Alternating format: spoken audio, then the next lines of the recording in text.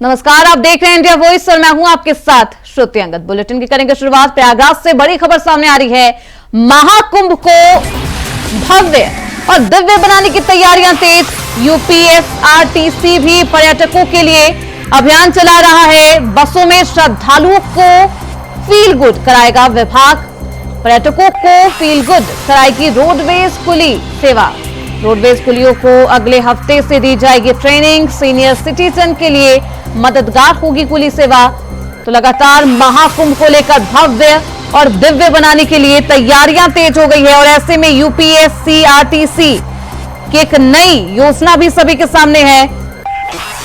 पर्यटकों को अच्छा फील हो, इसके लिए तमाम तैयारियां की जा रही है। 40 लाख से ज्यादा श्रद्धालु महाकुंभ में भाग लेने, हिस्सा लेने आएंगे और ऐसे में महाकुंभ को लेकर भव्य और दिव्य तैयारियां तेज है ताकि किस तरीके से महाकुंभ 2025 को अद्भुत बनाया जाए। ऐसे में तमाम तरीके से यूपी सरकार काम करती हुई नजर आ रही है। रोडवेज कुली को और भी सशक्त ट्रेनिंग दी जाएगी जिससे पर्यटकों को अच्छा फील करवाया जा सके। तो 41 करोड़ से ज्यादा लोग इस महाकुंभ में शामिल होंगे, अनुमान लगाया जा रहा है। तो महाकुंभ 2025 में आने वाले लोगों को अच्छा फील कराती हुई नजर आएगी यूपी सरकार, यूपी प्रशासन। इसके लिए रोडवेज बस कुली सेवा तैयार करने में जुट चुकी है। अगले ही हफ्ता से कुलियों को ट्रेनिंग भी दी जाएगी। यूपीएसआरटीसी भी पर्यटकों के लिए यह अभियान चला रहा है। बसों में श्रद्धालुओं को अच्छा फील हो, इसके लिए तैयारी की जा रही है। पर्यटकों को फील गुड कराने के लिए रोडवेज कुली सेवा दी जाएगी। रोडवेज कुलियों को अगले हफ्ते से इसके लिए स्पेशल ट्रेनिंग भी दी जाएगी और तमाम मानकों के द्वारा कुलियों की तैनाती की जाएगी। कहा यह भी जा रहा है कि कुलियों का जो ड्रेस है वो भी आपको चेंज नजर आएगा, अलग रंग में नजर आएंगे कुली।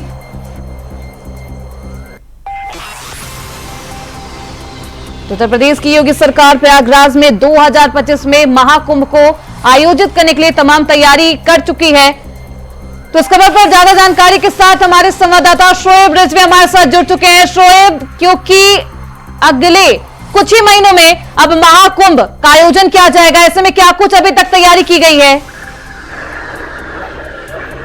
बिल्कुल, देखिए अब तैयारी अपने अंतिम दौर में है। हालांकि जो डेडलाइन है वो दिसंबर महीने की है। ज्यादातर कामों को दिसंबर महीने में पूरा कर लेना है, लेकिन कुछ काम है जो बहुत तेजी से किए जा रहे हैं। जैसा आप बता रहे हैं कि जो श्रद्धालु आएंगे वो जो जिन मार्गों से आएंगे उन मार्गों को भी बेहतर बनाया जा रहा है। साथ ही साथ जिन संसाधनों से आएंगे उसकी व्यवस्था भी बेहतर हो, चाहे वो रेल मार्ग हो या सड़क मार्ग हो। रोडवेज की बात की जाए तो रोडवेज अपना कायाकल्प कर रहा है, बसों की संख्या बढ़ा रहा है। साथ ही साथ जो श्रद्धालु आएंगे उनको किसी तरह की दिक्कत ना हो, इसलिए कुली सेवा भी ऐसे स्टेशन पर जहां रोडवेज का स्टाफ होगा वहां पे मौजूद रहेगी, खासतौर से उन लोगों की।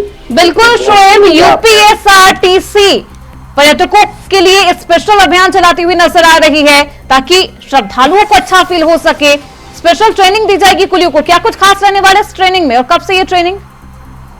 देखिए अब ट्रेनिंग शुरू हो जाएगी। यहाँ का सिविल लाइन्स का जो बस अड्डा है वहां से इसकी शुरुआत होगी। खासतौर से कोशिश ये की जाएगी कि जो वृद्ध हैं या ऐसे हैं जो सक्षम नहीं है चलने में, उनको कुली पूरी मदद करेगा। साथ ही साथ कुली का बिहेवियर कैसा हो, कैसे लोगों से उनको संवाद करना है, जो श्रद्धालु आएंगे उनसे उनकी किस तरह से मदद करना है, इस तरह की तमाम जो बेसिक जानकारी है, ट्रेनिंग है, वो दे रहा है।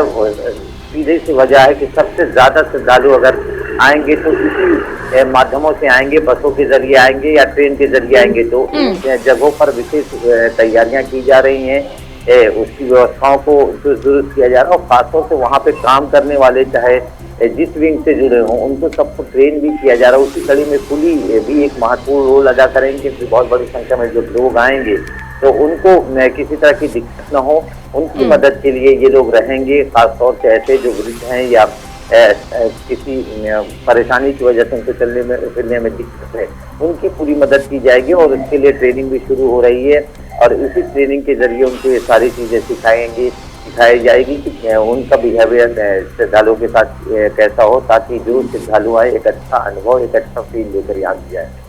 बिल्कुल शोएब, ऐसे में श्रद्धालुओं को अच्छा फील हो, इसके लिए योगी सरकार और प्रशासन लगातार वो तमाम तैयारियां करती हुई धरातल पर नजर आ रही है। सवाल ये भी है शोएब, क्योंकि कितनी कुलियों की तैनाती इस पूरे महाकुंभ मेले को लेकर की जाएगी, साथ ही साथ क्या कुछ योग्यता होने वाली है इन कुलियों की? देखिए, जो बेसिक कुली स्टेशन पर होते हैं उनकी जो योग्यता है उसी तरह की कुली होंगे। खासतौर से अलग अलग जो बस स्टॉप रोडवेज के हैं वो चिन्हित है, उनकी संख्या अलग अलग होगी। उन बस स्टॉप की कैपेसिटी और जो आवागमन बसों का है उसके आधार पर उस अनुपात में कुलियों की वहाँ पे तैनाती होगी, ताकि कुली की संख्या कम ना हो। क्योंकि यहाँ पे जो बस स्टैंड बनाए गए हैं वो अलग अलग स्थानों पर है, चाहे उस सिविल लाइन्स की बात करिए या जीरो रोड पर बस स्टैंड है या लीडर रोड पर है, इस तरह के अलग अलग जो बस अड्डे हैं उनकी कैपेसिटी और उनके आवागमन जो बसों की हैं उसके आधार पर कुलियों की संख्या होगी। तो इस तरह से कह सकते हैं कि जो अनुमानित आंकड़े आने के और बसों से जिस तरह से जो श्रद्धालु आएंगे उन के हिसाब से पूरी तैयारी की जा रही है और उसी अनुपात में ये सारी व्यवस्थाएं की जा रही हैं। तो कह सकते हैं कि ये जो अनुमान है कि जो श्रद्धालु हैं इस बार करीब 40 करोड़ के आसपास अलग अलग स्नान पर्व जो मनाए जाएंगे 2 महीने में, उनमें ये शामिल होंगे। तो उस हिसाब से ये पूरी तैयारियां की जा रही हैं। जो स्नान की स्थितियां हैं वो घोषित हो चुकी है। मुख्य स्नान पर्वों पर ज्यादा श्रद्धालुओं के आने की उम्मीद रहती है और वैसे ये 2 महीने तक लगातार श्रद्धालुओं का यहाँ आवागमन रहेगा और उसी हिसाब से ये सारी तैयारियां की जा रही है। उसी हिसाब से बसों की संख्या या उसके कर्मचारियों की संख्या निर्धारित है।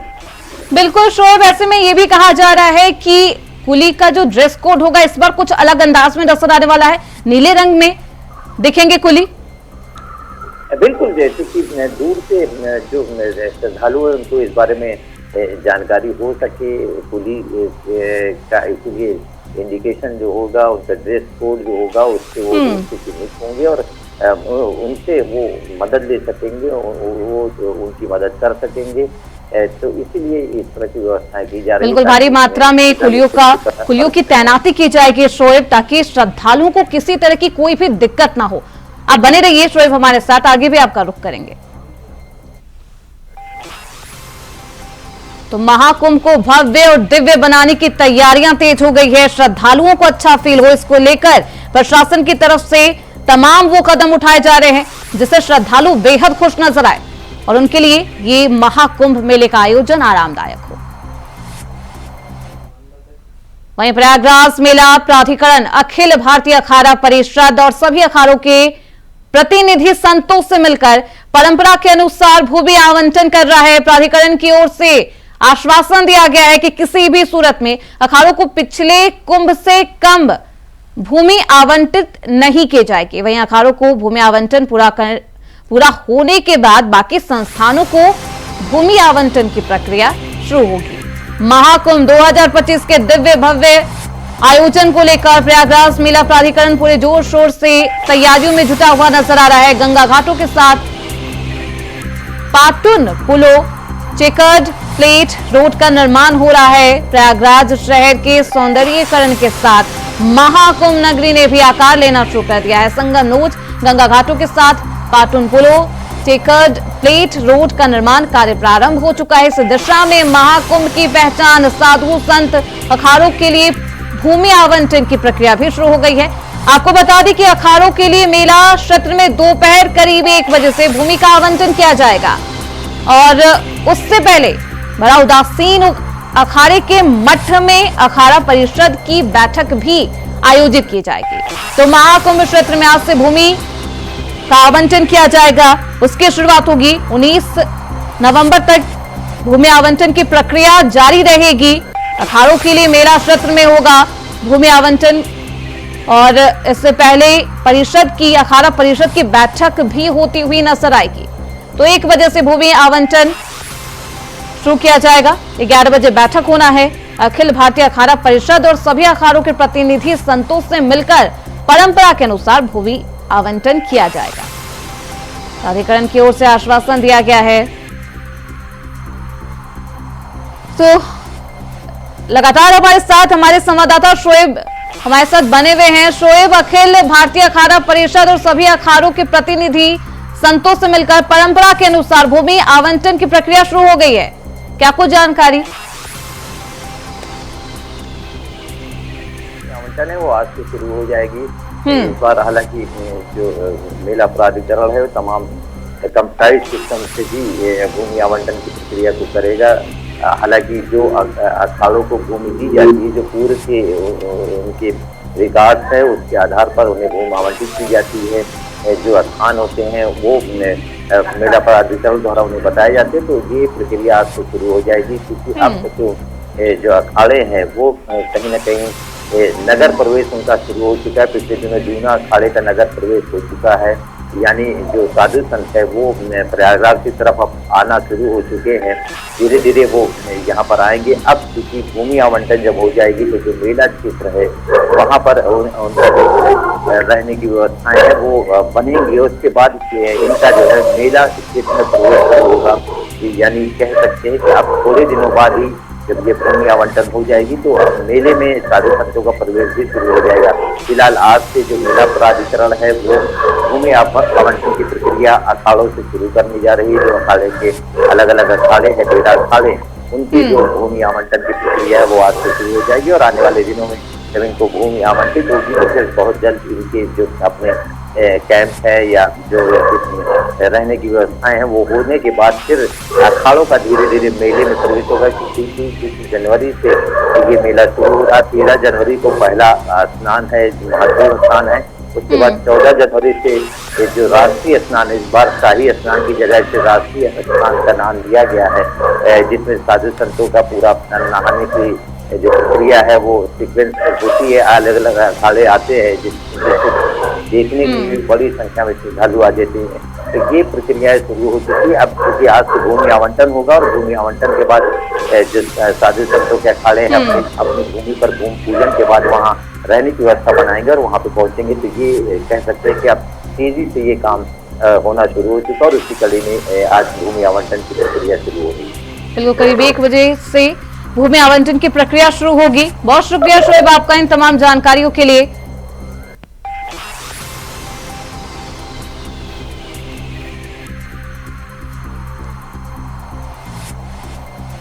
तो भूमि आवंटन से पहले अखाड़ा परिषद की बैठक भी की जाएगी। वहीं लखनऊ से बड़ी खबर सामने आ रही है। उपचुनाव का आज थम जाएगा चुनाव प्रचार। सपा और बीजेपी ने अपनी ताकत झोंक दी है। तीनों सीटों पर दोनों पार्टियों की कड़ी नजर है। करहल, सीतामऊ और कटेहरी पर निगाह है। 20 नवंबर को होगा तीनों सीटों पर उपचुनाव। 9 विधानसभा सीटों पर यूपी में उपचुनाव होने हैं और इसको लेकर दोनों ही तरफ से जीत के दावे किए जा रहे हैं। बीजेपी हो चाहे वो सपा, दोनों ही अपने जीत के दावे करती हुई नजर आ रही है। उपचुनाव को लेकर आज जो चुनावी प्रचार का जो सिलसिला है वो थम जाएगा और सपा और बीजेपी ने अपनी ताकत पूरी झोंक दी है। हालांकि करहल, सीतामऊ और कटेहरी ये वो 3 तमाम सीट है जिस पर ये हाई प्रोफाइल सीट है, जिस पर सभी की निगाहें टिकी है। तीनों सीटों पर दोनों ही पार्टियों की नजर बनी हुई है। करहल, सीतामऊ और कटेहरी। करहल, सीतामऊ और कटेहरी की बात करें तो यहां सपा का दबदबा माना जाता है। करहल में समाजवादी पार्टी कई सालों से जीत दर्ज कराती आई है। वहीं सीतामऊ पर इरफान सोलंकी के जेल में जाने के बाद समाजवादी पार्टी ने यहां से नसीम सोलंकी को चुनावी दंगल में उतारा है। दूसरी तरफ कटेहरी पर भी सभी की निगाहें रहेंगी। 20 नवंबर को तो तीनों ही सीटों पर उपचुनाव होगा। 9 विधानसभा सीटों पर 20 नवंबर को मतदान होना है, जिसको लेकर दोनों ही तरफ से चुनावी हुंकार भरा जा रहा था और आज वो चुनावी हुंकार थमता हुआ नजर आएगा। चुनावी प्रचार थम जाएगा। आज अंतिम दिन है चुनाव प्रचार को लेकर। ऐसे में करहल पर मैनपुरी सांसद डिंपल यादव चुनावी हुंकार भरती हुई नजर आएगी। 9 विधानसभा सीटों के लिए बीजेपी ने भी अपनी पूरी ताकत झोंक दी है और इन 9 विधानसभा सीटों पर होने वाले उपचुनाव की कमान सीएम योगी आदित्यनाथ थाम चुके हैं। और ऐसे में क्या इस बार 9 विधानसभा सीटों पर बीजेपी परचम लहरा पाएगी, देखना बेहद दिलचस्प होगा। समाजवादी पार्टी 7 सीटों पर अपना दबदबा बना रखी है। लोकसभा चुनाव में भी उसका दबदबा रहा था। ऐसे में बीजेपी के लिए ये उपचुनाव सांख और नाक का सवाल है। वहीं यूपी उपचुनाव हो या फिर झारखंड और महाराष्ट्र का विधानसभा चुनाव हो, सभी चुनावों के लिए आज शाम 5 बजे चुनाव प्रचार थम जाएंगे। आपको बता दें कि 20 नवंबर को यूपी की 9 विधानसभा सीटों पर मतदान होना है, तो वहीं झारखंड में दूसरे चरण में 38 सीटों पर मतदान होना है। तो वहीं 23 नवंबर को मतगणना की जाएगी। सीएम योगी आदित्यनाथ आज एक बार फिर से झारखंड दौरे पर रहेंगे। वहीं झारखंड में राजमहल, जामताड़ा और देवघर में 3 चुनावी रैलियों को संबोधित करेंगे। भाजपा के पक्ष में माहौल बनाते हुए नजर आएंगे। चुनाव को लेकर मुख्य निर्वाचन पदाधिकारी के रवि कुमार ने कहा है कि साइलेंस पीरियड शुरू होते ही जो प्रचार कार्य में लगे लोगों को क्षेत्र से बाहर निकल जाना होगा। ऐसा नहीं करने पर कानूनी कार्रवाई की जाएगी। उन्होंने कहा है कि 20 नवंबर को मतदान कराने के लिए पोलिंग पार्टियां 19 नवंबर को अपने अपने मतदान केंद्रों के लिए रवाना हो जाएंगी। इस चरण में किसी भी बूथ पर हेली ड्रॉपिंग नहीं की जाएगी, यानी कि मतदान कर्मियों को हेलीकॉप्टर से नहीं भेजा जाएगा। तो आज यूपी उपचुनाव, झारखंड चुनाव और महाराष्ट्र चुनाव के लिए प्रचार करने की अंतिम तारीख है, अंतिम दिन है। ऐसे में तमाम पार्टियां अपनी चुनावी प्रचार में लग चुकी है। आज शाम 5 बजे के बाद चुनावी शोर थम जाएगा। चुनाव प्रचार का जो शोर है वो आज थमता हुआ नजर आएगा। सीएम योगी आदित्यनाथ आज झारखंड के दौरे पर होंगे। चुनावी हुंकार भरते हुए नजर आएंगे। 3 जनसभाओं को संबोधित करेंगे। आपको बता दें कि यूपी की 9 विधानसभा सीटों पर उपचुनाव होना है, जिसके लिए 20 नवंबर को मतदान किए जाएंगे। वहीं झारखंड में भी दूसरे चरण में 38 सीटों पर कई दिग्गजों की साख दांव पर लगी हुई है। वहीं बीजेपी के दिग्गज नेता और उत्तर प्रदेश के मुख्यमंत्री योगी आदित्यनाथ आज चुनावी हुंकार भरते हुए झारखंड में नजर आएंगे। 3 जनसभाओं को संबोधित करेंगे। भाजपा के पक्ष में माहौल बनाते हुए नजर आएंगे। तो वहीं दूसरी तरफ जेएमएम पार्टी की तरफ से भी लगातार चुनावी हुंकार भरी जा रही है। हालांकि क्या इस बार सत्ता परिवर्तन झारखंड में देखने को मिलता है या फिर से वही सत्ता बरकरार रहती है, देखना बेहद अहम होगा। तो झारखंड के दौरे पर होंगे सीएम योगी आदित्यनाथ। राजमहल, जामताड़ा और देवघर में 3 चुनावी रैलियों को संबोधित करेंगे और बीजेपी के पक्ष में माहौल बनाते हुए नजर आएंगे। वहीं चुनाव को लेकर मुख्य निर्वाचन पदाधिकारी के द्वारा निर्देश भी दिया गया है और सभी को जो भी प्रचार कर रहे हैं उन्हें अपने क्षेत्र से बाहर निकल जाने का निर्देश भी दिया गया है। तो इस खबर पर ज्यादा जानकारी के साथ हमारे संवाददाता मोहम्मद आसिफ लखनऊ से जुड़ चुके हैं।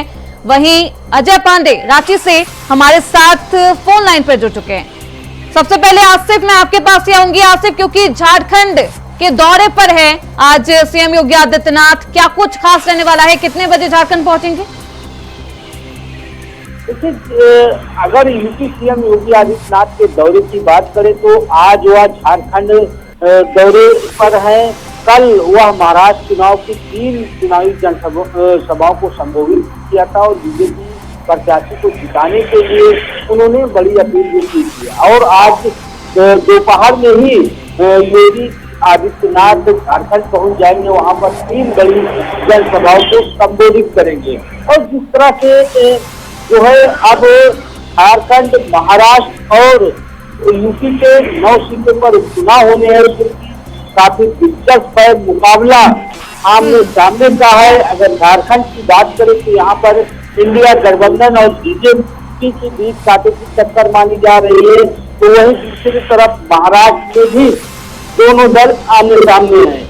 और अगर यूपी के 9 सीटों की बात करें तो आज जिस तरह से तीनों जगहों पर चुनाव प्रचार थम जाएगा, यहाँ पर भी यूपी सीएम योगी आदित्यनाथ, सपा प्रमुख अखिलेश यादव, शिवपाल यादव, डिप्टी सीएम केशव प्रसाद मौर्य जैसे दिग्गजों की प्रतिष्ठा दांव पर लगी हुई है। यूपी की बात करें तो आज मीरापुर सीट पर जहां सपा प्रमुख अखिलेश यादव, सपा प्रत्याशी सुब्बुल राणा के समर्थन में जो है चुनाव प्रचार करेंगे, तो वहीं रवि किशन कानपुर में चुनावी दम भरेंगे। और इसके अलावा आजाद समाज पार्टी के राष्ट्रीय अध्यक्ष यानी कि चंद्रशेखर आजाद मीरापुर सीट पर डटे रहेंगे। और कुल मिलाकर यह कहा जा रहा है कि जिस तरह से रण की देरी बच चुकी है। आज चुनाव प्रचार थम जाएगा तो कई बिल्कुल आज उपचुनाव को लेकर भी चुनाव प्रचार थम जाएगा। ऐसे में कई दिग्गज नेता चुनावी हुंकार भरते हुए यूपी उपचुनाव में नजर आएंगे। हमारे साथ अजय भी बने हुए हैं। अजय, क्या कुछ आज सीएम योगी आदित्यनाथ का खास दौरा, कहां वो जनसभा करते हुए नजर आएंगे? देखिए आज बिल्कुल चुनाव प्रचार का जो समाप्त हो जाएगा। जिस प्रकार से आपने देखा कि लगातार एक महीने से अधिक सियासी बयानों का वाकई युद्ध जो आज विराम लग जाएगा। निश्चित रूप से आज जो है बहुत महत्वपूर्ण है झारखंड के लिए भी, जिसमें आप कह सकते हैं कि झारखंड में 38 से विधानसभा चुनाव होने में, और ऐसे में आज योगी आदित्यनाथ जो है वो देवघर और राजमहल और जामताड़ा जैसी जगहों में जाएंगे। देखिए हम योगी की बात कहीं कर लें तो निश्चित रूप से अगर देवघर की बात करें, देवघर नगरी वही देवघर नगरी झारखंड की संस्कृति की नगरी कहा जाता है। बाबा बैजनाथ धाम वहाँ सबसे बड़े रूप में धार्मिक स्थल के रूप में जा रहा था। निश्चित रूप से इनका आज जो आना, मुख्यमंत्री का आना निश्चित रूप से एक माहौल के रूप में निश्चित माहौल के रूप में देखा जा सकता है। तो दूसरी तरफ आप कह सकते कि राजमहल विधानसभा वही झारखंड से एकमात्र एक ऐसी जिला है जो झारखंड से गंगा गुजरती है और गंगा की नदी में पहुंचेंगे तो निश्चित रूप से वहां भी एक बीजेपी का एक बेहतर माहौल के रूप में देखा जा सकता है। यानी कह सकते हैं कि इन दोनों सीटों पर योगी आदित्यनाथ का आज का जनसभा होना निश्चित रूप से बीजेपी के लिए ब्रह्मास्त्र के रूप में देखा जा सकता है। तो दूसरी तरफ कह सकते हैं कि जामताड़ा जो लगातार वहां से इरफान अंसारी वहां से विधायक रहे हैं और आज वहां सीता सोरेन जो वहां से बीजेपी के उम्मीदवार हैं तो वो भी आप वहां हुंकार भरते नजर आएगा।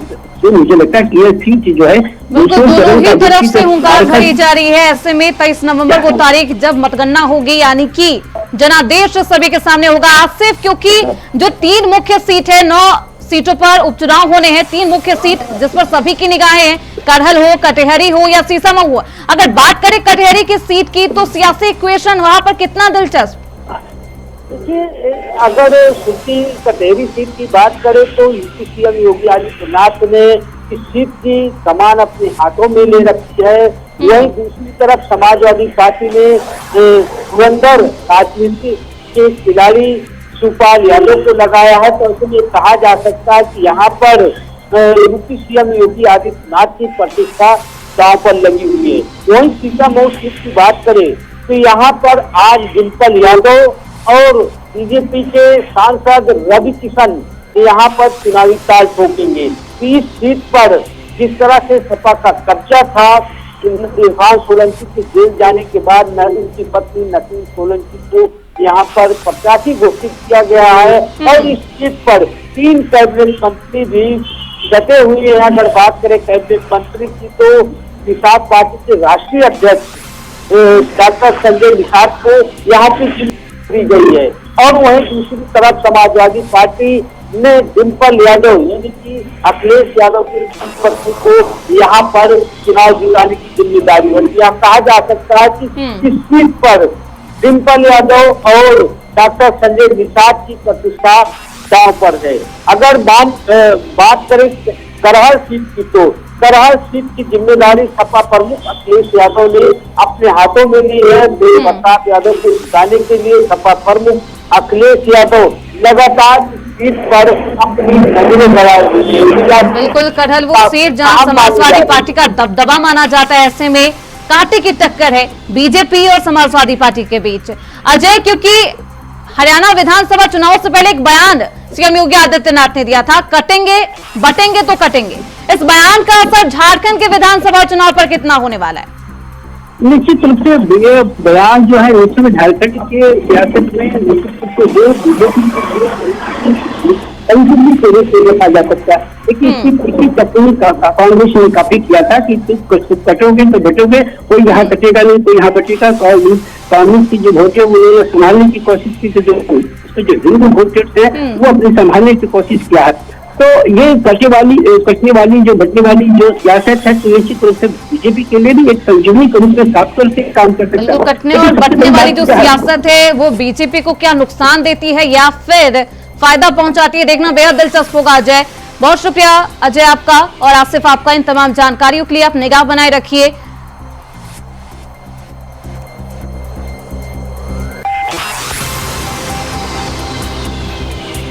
सेकंड फेज का कल कैंपेन का लास्ट डे है। सेकंड फेज में टोटल 14,218 बूथ है। इसी बूथ में केवल 13 बूथ में वो कैंपेन टाइम है, वो 4 बजे खत्म होगी उसी पोलिंग एरिया में। बाकी सभी बूथों पर 5 बजे आपका कैंपेन पीरियड खत्म होगी। उसी समय के बाद कोई भी बाहर से आया हुआ पॉलिटिकल वर्कर है, स्टार कैंपेनर है, वो पोलिंग एरिया छोड़कर बाहर आना होगा। उसका संबंधित कमीशन का निर्देश स्पष्ट है। इसी फेज 2 में कोई भी P- डिस्पैच नहीं है। सभी डिस्पैच 19 तारीख ही होगा। केवल इसमें P+1 अराइवल के है, 220 बूथ है, उसका अराइवल है आपका P+1 है। वो दूर इलाका है सिक्योरिटी रीजन, उसी कारण से उन लोग पोलिंग पार्टी रह के उसके बाद अगला दिन सुबह आएंगे। इसी इलेक्शन में कुछ विशेष बूथ भी बनाया जा रहा है। वुमन मैनेज्ड बूथ है, 239 बूथ है, उसमें सभी पोलिंग कर्मी है, वहां पर लेडीज रहेंगे। उस तरफ से PWD मैनेज्ड बूथ है, वो 22 है, वहां पर कितना भी पोलिंग कर्मी है वो PWD। फिर यूथ मैनेजर 26 है। बेसिकली ये एक इंक्लूसिव इलेक्शन कराने के लिए कमीशन का एक प्रयास है, उसी का अंतर्गत किया जा रहा है। फिर उसके बाद तो 48 बूथ है। तो फिलहाल इसी के साथ इस बुलेटिन में बस इतना ही। देखते रहिए इंडिया वॉइस।